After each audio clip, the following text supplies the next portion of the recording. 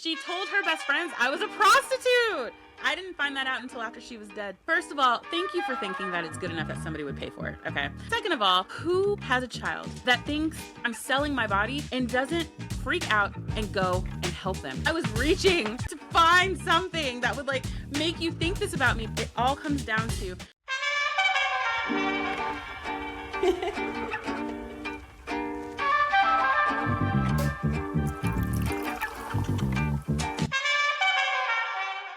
Hey, you guys, welcome back to Forties Unfiltered, where I, Brandy Lynn, process my midlife crisis out loud in real time because therapy is only an hour and that is simply not enough.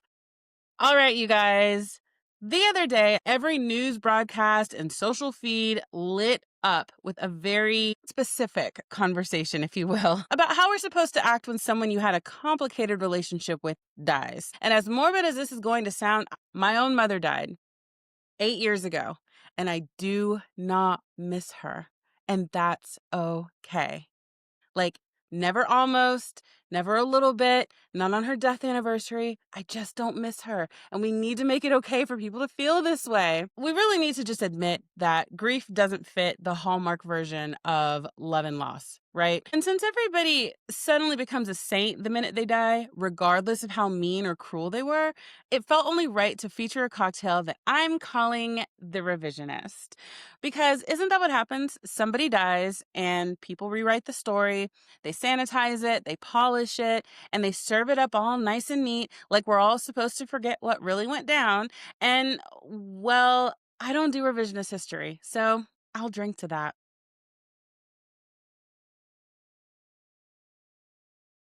Whoa. Okay. Hold on.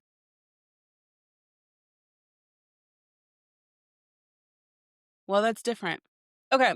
So this drink is made with bourbon and something called Cynar, which is another herbal liqueur that I'd never heard of before. And it's made of artichokes, which sounds weird to me because I'm not from the cocktail world. I don't know. Um, and while I don't even know how to feel about the artichoke thing, I must really like the idea of an herbal liqueur because even though I wasn't able to get my hands on the green chartreuse that I was looking for that last time, I tried that other, I guess, substitute version of it, and it adds something. I don't know. And so I thought I would try it in another drink, and I mean, apparently it's working. I've really been leaning into recipes that have herbal liqueurs lately. And also, I'm really stepping out of my comfort zone because I've never been a dark liquor girl. Like, I've always thought that bourbon was for like cigar smokers, which I know is crazy, but I mean, I just was always told that for someone who doesn't drink a lot, or often rather, um, to stick with the clear liquors because somehow they were safer for me. I don't know, but I got a bottle and I braced myself and I pulled the cork out and it has a really strong smell, but it was kind of sweet. So I just licked the cork a little bit, which I know is very scientific. But shockingly, the bourbon, it was really good. And so I don't know what I was expecting. Oh, I take it back. I have had bourbon in this, it's a cake that I think my godmother makes for Christmas, but hers is super crazy strong. So sometimes I can't eat it, but but I had an idea of what I was getting myself into. Anyway, so I don't really know how bourbon and artichokes are supposed to work together, but apparently in this drink it works and it's kind of delicious.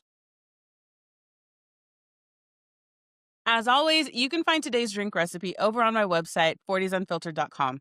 And while you're there, you'll see links to watch this episode on YouTube or to listen to it on a podcast wherever you get your podcasts.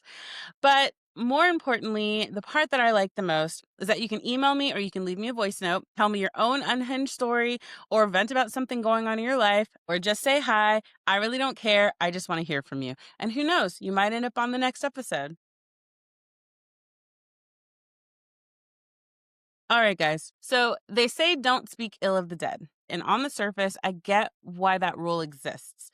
It's meant to keep the peace and to protect reputations and to stop people from adding more pain when families are grieving. Totally understand that. However, What's always bothered me about that is how quickly that rule turns into completely rewriting history. Like, the second somebody dies, we're just programmed to, like, you know, polish out all their flaws and, like, overlook their bad behavior and sweep everything under the rug. It's like we're not allowed to admit that human beings are multifaceted and sometimes complete and total assholes. That's why even as a kid, I never really understood why people treated the "don't speak ill of the dead" thing like it was gospel. As an adult, I get, it's mostly about keeping the peace and not stirring up drama for people who, have good memories of the person who passed away. And, there was a time way back in the day, way back in the day at this point, when honor and a good reputation actually meant something. When people said, or rather, what people said about you after you died could follow your family name. So, the rule was basically like if you don't have anything good to say, you don't say anything at all because the dead aren't here to defend themselves.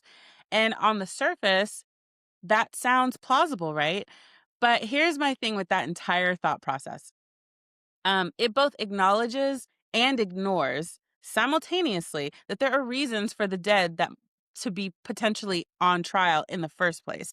Like, there's a big difference between being honest about who a person was and smearing their reputation for no good reason. Like, honey, if you were the mistress or the side chick, you don't suddenly get a rightful seat at the table when that man dies. Okay. That is not your place. You need to keep it cute, keep it quiet, because the harm that you can do, like, far outweighs you feeling better about your terrible life choices. And let's be real, if he didn't claim you in public while he was alive, you don't get to stake claim on him publicly when he's dead. All right. On the other hand, there are people like my dad who were complicated, but overall a really good guy. His funeral was full of laughter and stories and a whole community of people who respected him. But if you ask his kids, we'd all admit it was more layered than that. Like, he did fatherhood very by the buck. He paid his child support every month. He picked us up for every other weekend visits. He showed up anytime he said he was going to. Dependable, yes. Close, not so much. I mean, the running joke was that at dad's house, you were a visitor, you were not at home. And that's what made it weird. Like, having a good dad also for us kind of felt, you know, it meant that he was distant in a way.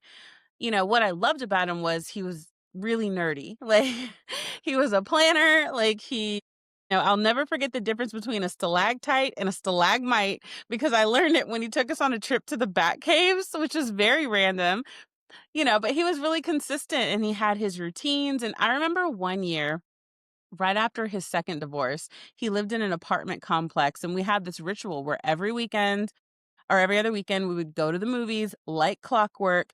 He'd even have me edge up his hairline. And if you've got a black man in your life, you know how serious that was. So I don't know what he was thinking, but I feel like I did a pretty good job. But that was like closeness. It was a relationship that we were developing that really didn't get to grow to its full potential. But there were smaller moments too. He taught me how to play Oregon Trail on the computer.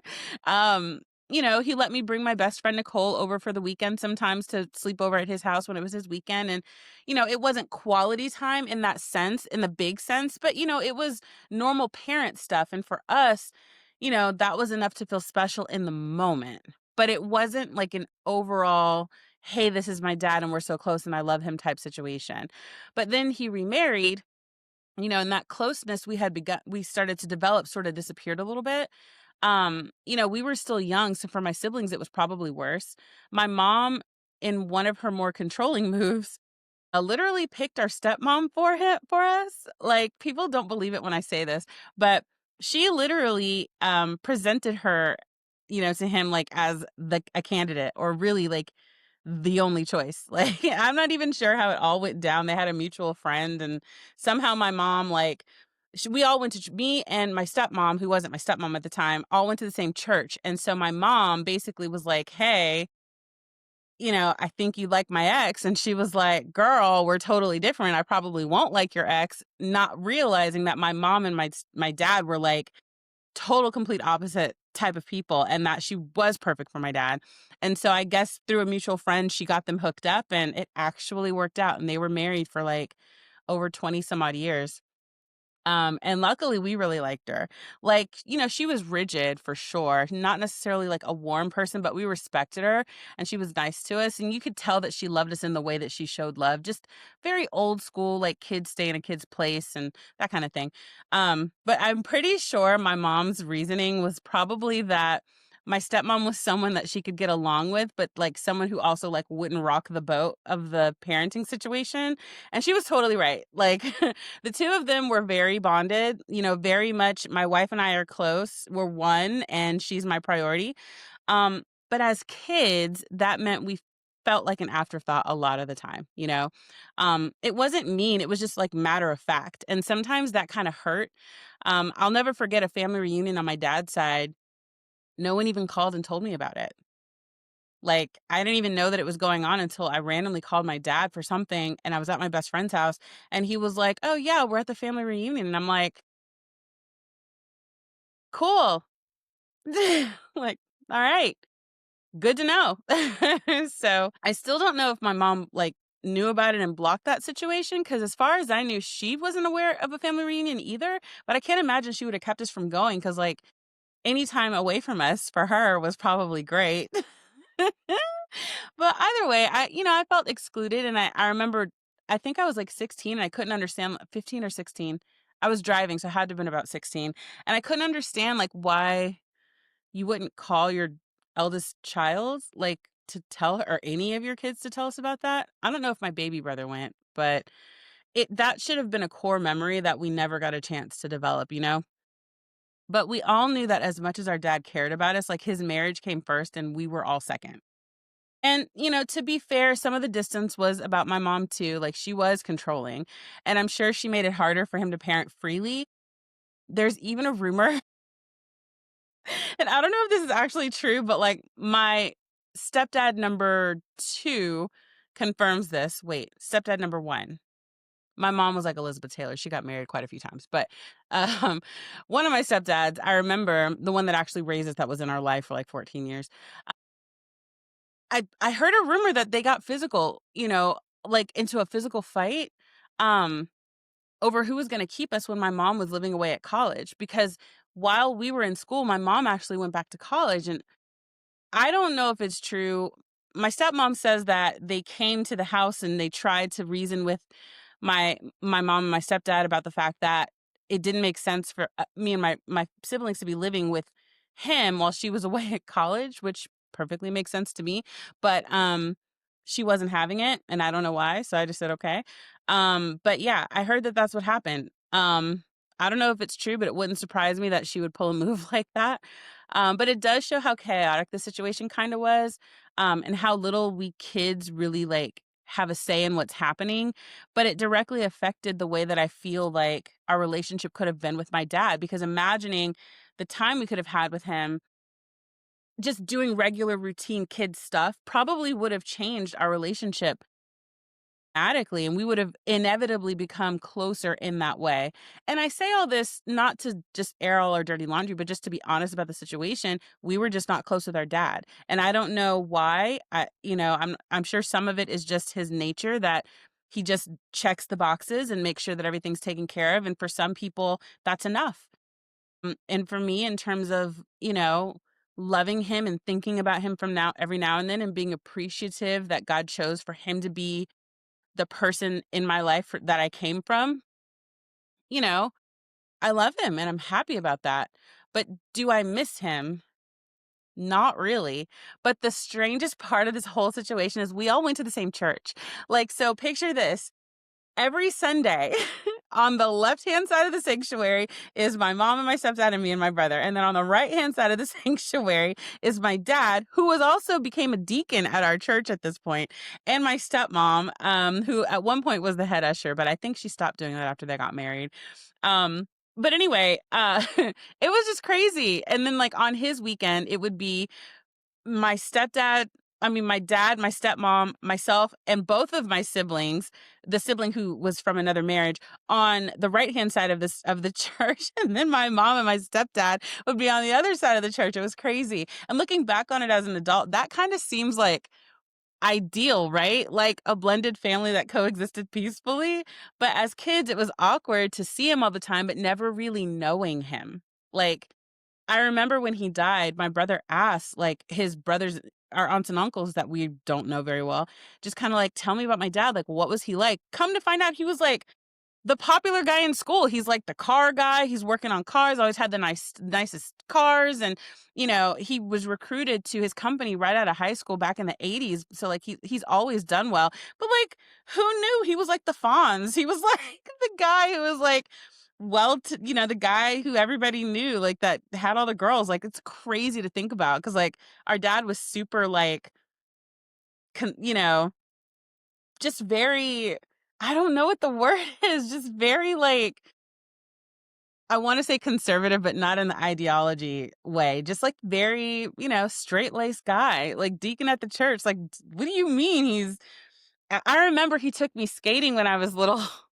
And I don't know what I was thinking, but he put on skates too. And I was like, okay, cool. He's skating backwards and sideways and doing all the things. And I'm like, the 70s must have been your prime, bro. Like, he was really doing the thing. I was shocked. I was shocked. But other than those few little spurts, like, we really don't know anything about our dad. Like, really, not much at all. You know, one of them didn't even realize that he was named after our dad's best friend who passed away. Um, that's how surface level things ultimately were. I mean, it got a lot better as he got older. I would say he and I got closer as I was an adult, not necessarily in my 20s, but definitely getting into my 30s, we got closer. I mean, kind of as close as you can at that point.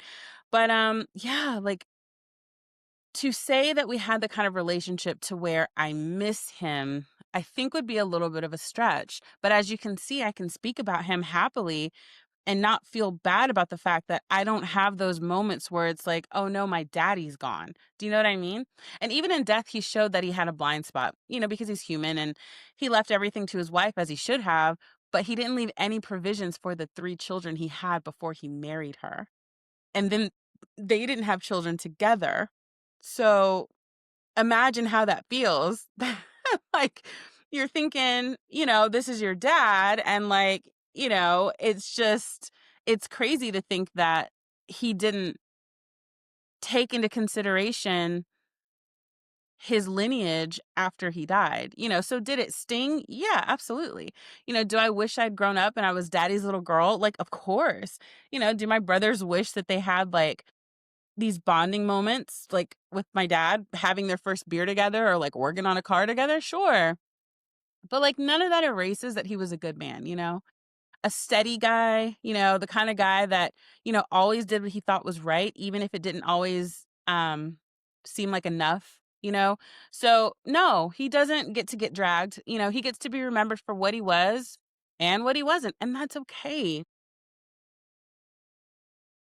Can I just say, I'm actually really proud. Look, I don't think you can see it, but, like, I have like a sphere ice cube in here, and I made it all by myself. I just wanted you guys to know about that. I'm actually pretty proud. Anyway, sometimes the way you're supposed to feel about a death is completely different from the way that you actually feel. And that's the bottom line. And society acts like grief is automatic if the person was, like, close to you by title, like a parent or a grandparent or a sibling. But relationships aren't built on titles. They're built on time and intimacy and connection and things like that. Our whole conversation around grief assumes that you had this ideal relationship with the person who died, that you loved them in some sort of pure, uncomplicated way. And it rarely happens that way. People are complicated. And still the expectation lingers no matter what, that, if you don't miss them, then did you even love them at all? Which, oh my God, we've got to stop. Like, honestly, that's just not true. It is absolutely possible to care about somebody and to love someone that you had a very weird relationship with and then to not miss them. Like, for example, my grandmother died earlier this year. And the truth is, I don't miss her either. Like, I did love her, but we were never close. We didn't have that stereotypical grandparent-grandchild relationship, you know? And, um, I remember there was this was funny. She probably would kill me if she heard me talking about this, but there was one summer, um, that I stayed with her. I don't even remember how old I was. I was young though, like, I wanna say elementary school-ish, um, maybe middle? No, elementary school. And so, um, one summer I was staying with her while she was working at a day camp because she was a teacher. And, she was working in the summertime at this day camp that I was going to. That's how I should say it. And one day when camp was over, she packed up and went home and forgot me. And honestly, we didn't spend a whole lot of time with our grandmother because they were in New Orleans and we lived in Austin. So for us to even go there was a trip. And then while we're there, you know, you'd think, like, in a family that only has 3 grandkids, one of them that's, like, high school age, the other one, you know, you would think and it was just me, you'd think you wouldn't forget the only one staying with you for the summer. So, like, I don't know. She wasn't mean or anything, she was actually really kind, she just was it was just distant, you know? She favored the grandchild who lived nearby, and I can't even really be mad about it, but it meant that when she passed, there really wasn't much of a relationship to mourn. Now, we had moments, you know, when she got older, but if I'm being completely honest, the grief that I felt about losing my grandmother is not about her, it's about my aunt. When I think about my grandmother, I don't think about her. If somebody brings her up, I think about the pain that my aunt felt because she absolutely adored my grandmother and they were very, very close. And sometimes that happens as well. Like, you know, you carry the weight of other people's pain because you care about the person and how they're affected by the death of the person. Do you know what I mean? Does that make sense? And that's something I think people overlook. Just because someone is supposed to mean everything to you doesn't mean that they actually will. You know, love and grief are not mutually exclusive, and you can love someone and not fall apart when they're gone. So, also, I'm a little distracted in the monitor because so I did my nails with like this matte nail polish, and let me tell you, can you see that? If you're listening, I'm showing I've got white nails and they're like matte, they're mattified. But let me just say, if you ever deign to get matte colored nails, like I just got this done today, or I did it myself today, and they're already like they get dirty easily. It's just I don't know, it's distracting. Anyway, we'll see. We'll see how I feel about it. All right, so I'm so weird. Anyway, all right. It really all comes down to the fact that death is uncomfortable for people to talk about. So we really don't get a lot of practice at it, even though people are dying all the time. And the truth is that grief is not one size fits all. You know, we're taught like that there's these 5 neat little stages, like what they're denial, anger, bargaining, depression, and acceptance, right? And, you know, that makes it sound like you're going to, you know, move through them in order until you're magically healed one day. And, you know, grief doesn't work like that. It's so much messier and it's cyclical sometimes and it's unpredictable and you know, sometimes it shows up years later, oftentimes it really does and sometimes it doesn't feel like sadness at all. Um, you know, when my mom died, the first feelings that I had after shock was relief. You know, after all the battles with cancer, you know, and after having had to pull the plug on her, you know, after the performance and pretending that we had a relationship that we didn't, while I'm watching this woman who is strong and larger than life and just so beautiful and, oh my God, so highly intelligent, I just felt immediately I felt relief for her. And then I felt bad about the fact that I felt happy or relief rather that she wasn't in pain anymore.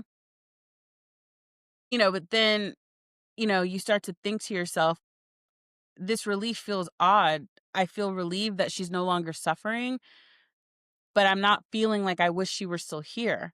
Do you know what I mean? Not that I wanted her to die, but I'm not feeling whatever a daughter is supposed to feel when her mother dies, you know? So then it got really complicated with the guilt that I was feeling and I just thought like what kind of daughter feels like this when her mother dies? What kind of daughter feels lighter when her mother dies? That's insane.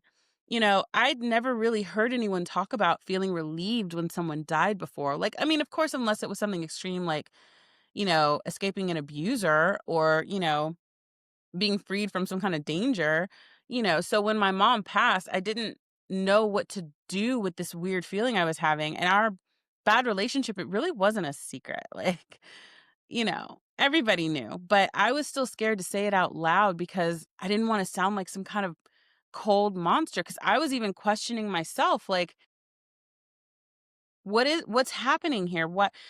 So for a while there, I think I was just numb, or I thought I was just numb because at some point I wasn't feeling anything. You know, people really loved my mom. People were grieving and it was so sad, and I'm sorry, but if you've ever had a loved one die of cancer, cancer is the fucking worst. Do you know what I mean? Like, I've had a loved one die of dementia and of cancer, and they're both in my mind equally just fucking horrible. Any disease that takes you away from who you were is just it's the worst way to die, do you know? Um anyway, but for me it was sad, but it was just it was complicated. And I think deep down anybody who really knew us hardly expected, that my grief was gonna be this perfect, like, cinematic situation. Because sometimes it was very much a mommy dearest type situation. But at first, I couldn't even really call it relief. Like, I didn't wanna put that word in my mouth because I felt like, if I feel relieved about my mother being gone, what does that say about me? What kind of monster thinks that way about their own parent? And on top of that, I grew up hearing that same line, my whole life. People excusing abuse, excusing mistreatment, excusing cruelty with like, "Oh, but it's your mom." You know, you only get one mom. It's your mom. Show her respect. It's your mom. God says, honor your parents. It's your mom. It's your mom. She loves you. It's your mom. She didn't mean it. It's your mom. It's all going to work out. Like my whole life, because of all the complications that we've had, I'd heard that forever. So then I'm doubly, feeling guilty, like, oh, but I'm supposed to feel this way. So then I'm mad at myself because I'm supposed to feel this way. She's my mom. It doesn't matter what she did to me. She's my mom. And you know what? That's not actually true. Like, you only get one biological mother, sure. And I don't mean to downplay that bond, but I've had multiple mother figures in my life. Like, nobody that can like fully, replace, my mom. But I've had, my stepmom was a wonderful stepmom. Like, there were things that I told her that I've never told anybody else in my life. And she took it to her grave and never said a word to my dad about it, which is shocking considering how close I told you they were. I mean, there's a chance that maybe she told my dad and maybe he just didn't say anything, but I highly doubt it. She was There were times in my career that I called her crying from the office. I'm not saying it was all warm and fuzzy all the time, but especially as I got older and especially as my relationship with Jesus grew, she just when I tell you, like, I could call her at any time. And you'd have to, because half the time my dad was out of the country. So just to find him, you'd have to call her. Um my stepmom was a mother figure to me, in my adulthood. My aunt was definitely she's the most nurturing woman that I know. Even some of our closest friends, stepped into that role, when I needed it at different points in my life. So, yes, you only get one biological mother, but you can have many moms over your lifetime. And the same is true for fathers and honestly for family as a whole. Family is not defined by blood, okay? It's defined by the people who show up for you. And plenty of us grew up with we're closer to like aunties or uncles who weren't even related to us by blood at all. And we're closer to them than we are to our actual blood relatives. And that's okay. I think that's biblical. I think it's by design, to be perfectly honest, that you will always be provided with what you need in terms of family if the one that you biologically have has not shown up for you in the way that they should. And I'm not saying that it's a one-to-one direct comparison, but I am saying that it's okay to love on or to accept love or to view somebody else in that role that when somebody else has let you down. So when I finally got, honest with myself, I just admitted it. Like, yeah, at the time I felt relieved. I just felt relieved that I no longer had this person, you know, in my life constantly making things harder, making me hate myself, making me feel small, you know, comparing me to everyone else.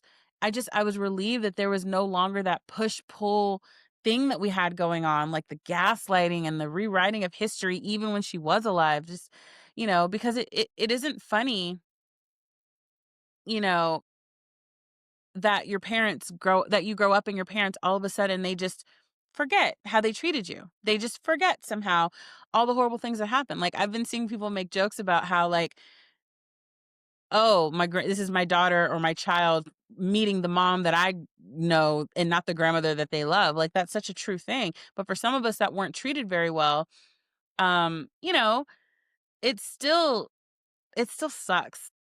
It just I hate that.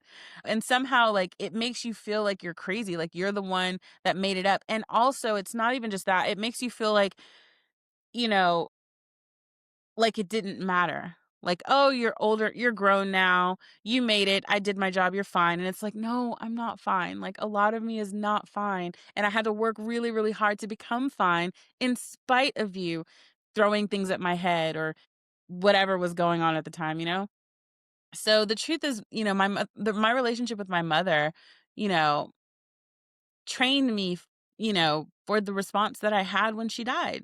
Growing up, I never knew what version of her I was going to get. So, like, one minute she's, trying to starve me skinny, even though I wasn't even overweight. I go back to those pictures as a child, let me just say. And I was like, not fat. I don't know what to say. Like, sorry, but I just wasn't. Like, my collarbones are sticking out. Like, my waist is teeny tiny. Like, I'm still shopping in 579. Like, do you guys remember that? Do they even still have that store, 579? Oh my God, I'm so old, but that's cool. Anyway, if she's not starving me skinny, next thing you know, she's beating me upside the head. And when she wasn't doing that, she's, punishing me with the silent treatment.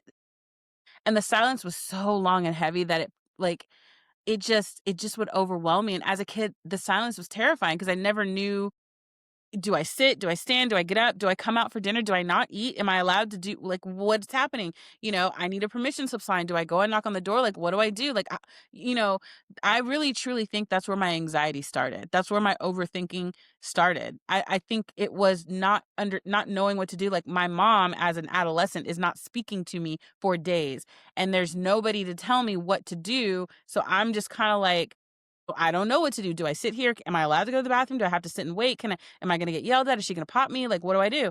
It was crazy. It was crazy.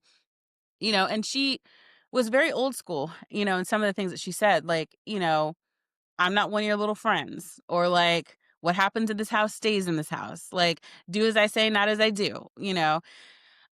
Or just like icing me out or making me feel like invisible sometimes when she was pissed off, and she just could never forgive me sometimes. I remember one time, it's crazy because it makes it sound like I was such a bad kid, but I remember one time, like my dance troupe, and I ended up getting to go because it was already prepaid for.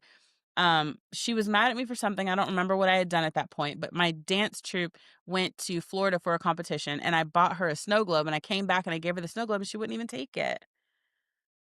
Like, I don't know, just things like that are really cruel to a kid, even a high school kid. It's just mean. Like you already have the upper hand. Why are you being a bitch? I just don't understand it. Um, but the one line that seared into my head that she said all the time, more than anything she ever said, was, "I'll show you better than I can tell you." And she said that to me often. "Oh, I'll show you better than I can tell you." And it was just like, why would you say that to a child? Like that's not wisdom, that's not discipline, that's a threat. Like, that is plain and simple a threat. Like, what am I there's no other way to take that. And the fact that it just rolled off her tongue so casually all the time tells you everything you need to know about the environment I grew up in. So, like, you know, it was it to say we weren't close is the understatement of the century. But also something else that used to bother me, like my mom was not a vault at all. She was a vending machine. Like my pastor once said, like there's people in your lives and there's people who are going to be vaults and there's people that are going to be vending machines and you got to know who's the difference. There's people you can tell things and it'll never leave them. And then there's people that you'll tell them something and then depending on who they're sitting in front of and what they have to say, they might divulge the information. And I remember anything I told her got spit out to her friends, my neighbors, other people in our family, people at the church. Like I never felt safe with her ever. Not even just physically. Like, yeah, sometimes she'd beat me. Like Child Protective Services was in and out of our life for the longest when I was little. And you'd never know it because anybody who knew me back then, I look like the rich kid. Like, I look like we were in a gated community. Well, they never fixed the gate, so it's a whole not fixed the gate, but they never installed the gate. But, like, I lived in a community where people in the neighborhood had, like, elevators in their houses. Do you hear what I'm saying? Like, my first car, it wasn't, like, new, but it was a Lexus. It was like an old school Lexus. I didn't grow up in a way that on the outside would make people think that I was, some abused kid. But I hate to say it, I kinda was. Like, if anyone ever got close to me or, like, took my side, my stepdad, the one that raised us, her best friend, I remember which 2 of her best friends at different times, um, and then down the line, even men that I dated, she just resented it. She hated if anybody said anything to her, like, positive about me, as in, like, took my side on things. It's like she resented it, and it frustrated me. Like, she would talk so much shit about me to anyone that would listen, and at one point, she even oh my god, she told her best friends I was a prostitute! Like, what? Who says this? I didn't find that out until after she was dead. Literally, I wanna say, like, the day after, a couple days after the funeral, like, one of her best friends sat me down and was just, like, asking, and I remember thinking to myself, first of all, thank you for thinking that it's good enough that somebody would pay for it, okay? But second of all, who has a child that thinks that they're doing something like that and doesn't freak out and go and help them? If it were my kid, let me tell you, baby, it's not like we live far. I had moved to her city because she had cancer. So it's not like you can't find me. I'm around the corner. Like, if you thought that that was happening, if you thought for a minute that I had gotten to a place where I'm selling my body, do you know I'd be banging on my kid's door. I would be like blowing up my kid's phone. Even if I didn't handle it properly, there would be something in my behavior that would say, "What is going on? I need to check on my child, whether my child is a grown adult or not." What's If you thought first of all, I don't even know where she got that thought. Maybe it was because, like, I remember one year, like, I lost a lot of weight and, like, I was posting, like, salacious things on Instagram. I was 30, okay? But, like, even still, like, I'm just trying to think of, like, the wildest things, or, like, I remember I had told her about, like, some guy at work that was super into me or something, and then we found out that he was married, but I didn't know. I was new to the States and the city and the place, like, I didn't know any of that. But we hadn't even gone on a date. We'd never been alone outside of work together. Do you know what I mean? Like, I was reaching so hard to find something that would, like, make you think this about me, but more it all comes down to, why didn't you try to save me? Because at the end of the day, I was your daughter. And I just same thing with men. Like, she would pull aside the guys that I dated, especially the gorgeous ones, cuz let me tell you, I don't really have a type. You know what I'm saying? Like, I have a type, but I don't really have a type. Like, I'll date any guy that I find attractive, and what I find attractive isn't necessarily, like, the physical, although I am a butt girl. I do like a good butt. But generally, but it's not a deal breaker by any stretch. But yeah, like, I remember there was a guy that I actually dated in high school that she didn't know about because I met him through my best friend. Her family was from Houston and we lived in Austin, and that's how I met him. He was just one of those guys that has, like, 0% body fat, just, like, born like that. He doesn't, like, work out, nothing like that. He's just muscular. Just, muscular. I don't know what to say, like, chiseled jaw, muscular. And, I dated him when I was in high school and then circled back and we dated again for, like, a hot second when I was, like, in my early 30s or maybe my mid 30s. I can't remember, but, um she would, like, interrogate them, and, like, she would look at it in disbelief, not in the whole, like, "What are your intentions with my daughter?" But more like, "Why are you with my daughter?"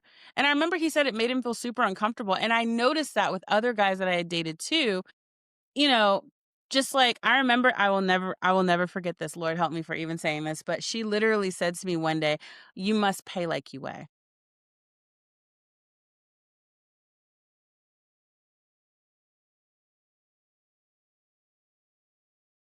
Ugh.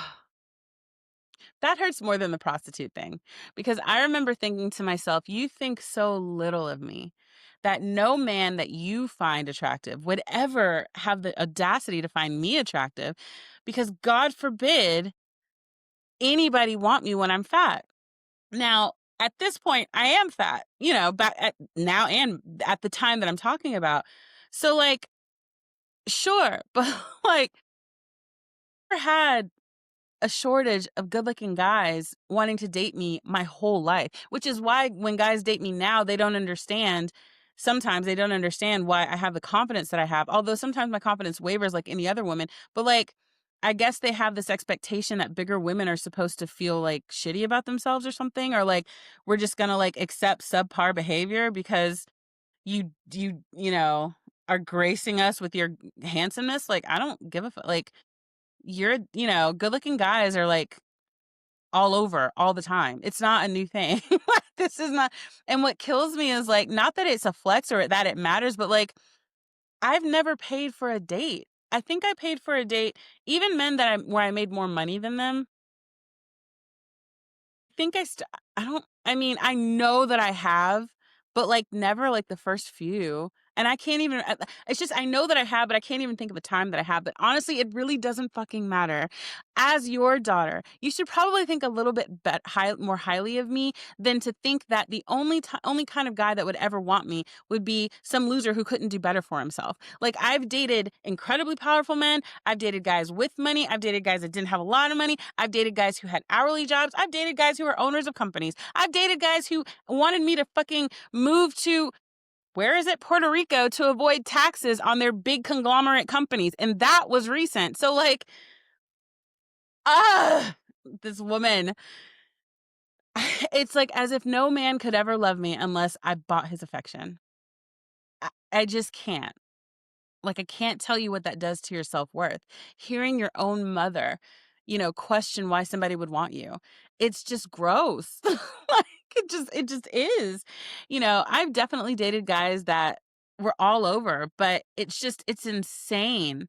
It's insane for her to have ever thought that. And it's even more insane for her to actually say that to me. Like, why would you wanna tear down your child? Like, I'm your child, I'm your only daughter. Like, you only have 2 kids. Like, what is the sickness? Like, I don't understand it. But I remember, one time, and this is no slight to my ex, but he was just okay looking, you know what I mean? Like, he was not like a looker. But he was very, very sweet and he was so good to me. And he just, but he wasn't, he just I feel bad saying it, but like if you ever saw him, you wouldn't be like, oh my god, he's so fine, because he's not. He's all right, but I loved him. He was gorgeous to me. Beauty is in the eye of the beholder, and when I was beholding him, I thought he was handsome, okay?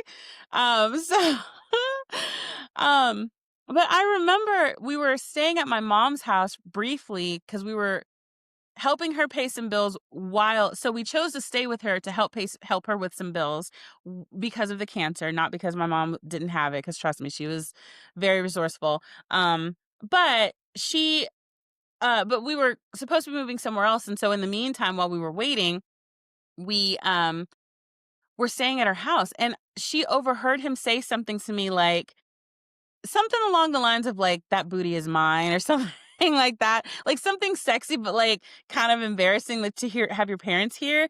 And I just remember her being like both perplexed and like repulsed that he would say that.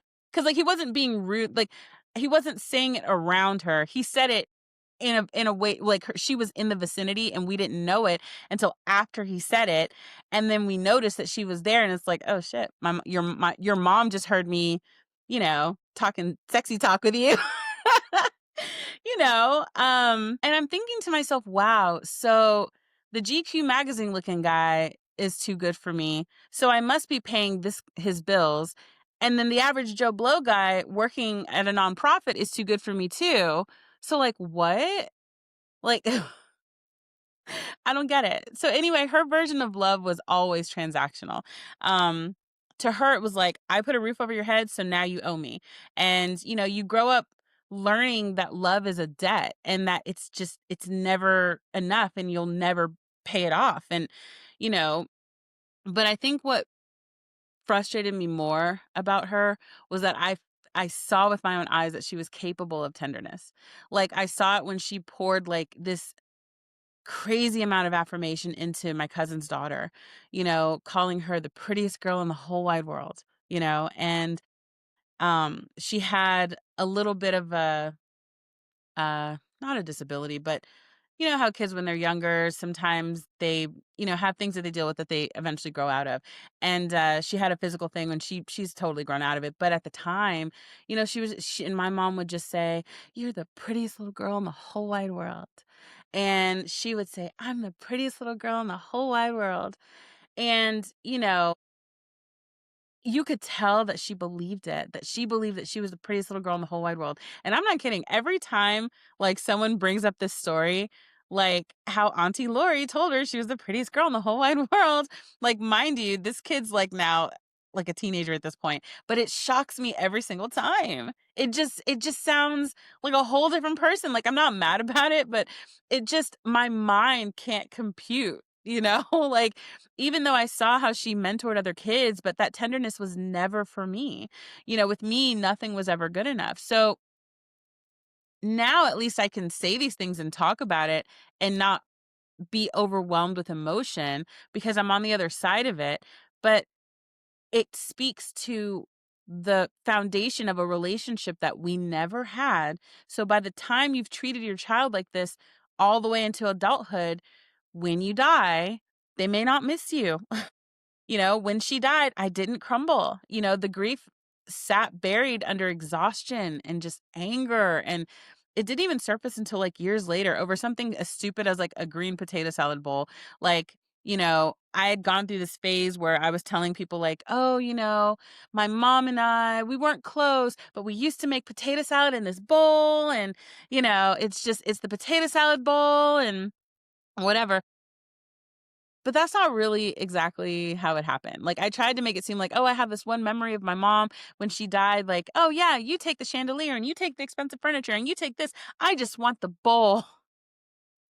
So, um, but those memories weren't actually quite like that. I totally rewrote history on my own behalf because really, what would happen was she would call me into the kitchen to peel the potatoes for a holiday, and, she would get mad at me that I wasn't doing it right and that I was taking too long, and then, like, eventually she'd just get kick me out of the kitchen, and, every now and then she'd let me help with other things, but basically, it was not like this, like, Hallmark Channel type situation.